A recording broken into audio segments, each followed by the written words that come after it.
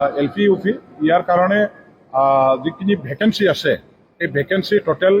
984 আছে আৰু এইবিলাক ফিল আপ কৰিবৰ কাৰণে যিটো SIও এপ্ৰুভাল পাব লাগে অসম চৰকাৰৰ পৰা আমি পাইছোঁ আৰু অচিৰে আমি এই 984 পোষ্ট যিটো আছে এলপি ইউপি যিসকল টেট কোৱালিফাইড আমাৰ কেণ্ডিডেট আছে এওঁলোকৰ আমাৰ এপইণ্টমেণ্ট দিয়াৰ প্ৰক্ৰিয়া আৰম্ভ কৰিব আমি ইতিমধ্যে এটা ষ্ট্ৰং কমিটি গঠন কৰিছোঁ আমাৰ স্ক্ৰুটিনি এণ্ড চিলেকশ্যন কমিটি এওঁলোকে এতিয়া গোটেই ডকুমেণ্টছবিলাক খন্নকৈ ৰিভেৰিফিকেশ্যন কৰিছে আৰু ৰিভেৰিফিকেশ্যন কৰাৰ পাছত মই আশা ৰাখিছোঁ মানে 22 জানুৱাৰী আমি গোটেইখিনি 984 পোষ্টৰ এগেইনষ্টত এপইণ্টমেণ্ট টিচাৰ এপইণ্টমেণ্ট আমি দিব পাৰিম ইয়াৰ পিছত আমাৰ চলিব মানে 901 graduate and post graduate teacher আছে এওঁলোকৰো আমি এপইণ্টমেণ্ট দিয়াৰ কাৰণে প্ৰক্ৰিয়া আৰম্ভ কৰিছোঁ আমি কিছুমান আমাৰ যিবিলাক ভাল এডুকেশ্যনিষ্ট আছে ভাল তেনেকুৱা আমাৰ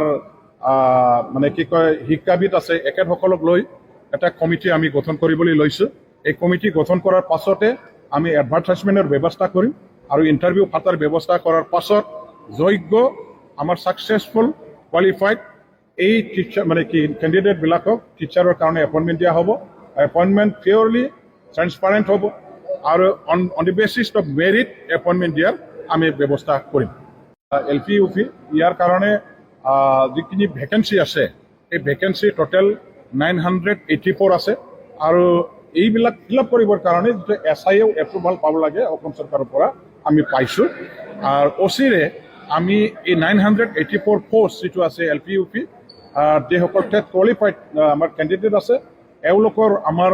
এপইণ্টমেণ্ট দিয়াৰ প্ৰক্ৰিয়া আৰম্ভ কৰিব আমি ইতিমধ্যে এটা ষ্ট্ৰং কমিটি গঠন কৰিছোঁ আমাৰ স্ক্ৰুটিনি এণ্ড চিলেকশ্যন কমিটি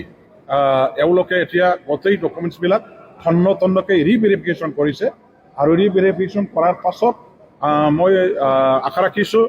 মানে 22 জানুৱাৰী আমি গোটেইখিনি 984 পোষ্টৰ এগেইনষ্টত এপইণ্টমেণ্ট টিচাৰ এপইণ্টমেণ্ট আমি দিব পাৰিম ইয়াৰ পিছত আমাৰ চলিব মানে 901 graduate and post graduate teacher আছে এওঁলোকৰো আমি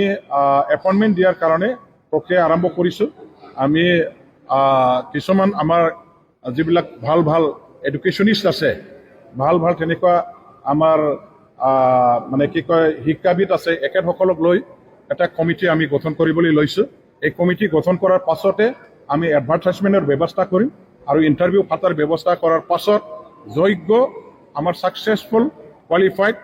এই টিচাৰ মানে কি কেণ্ডিডেটবিলাকক টিচাৰৰ কাৰণে এপইণ্টমেণ্ট দিয়া হ'ব এপইণ্টমেণ্ট পিয়ৰলি ট্ৰেন্সপাৰেণ্ট হ'ব আৰু on the basis of merit appointment দিয়াৰ আমি ব্যৱস্থা কৰিম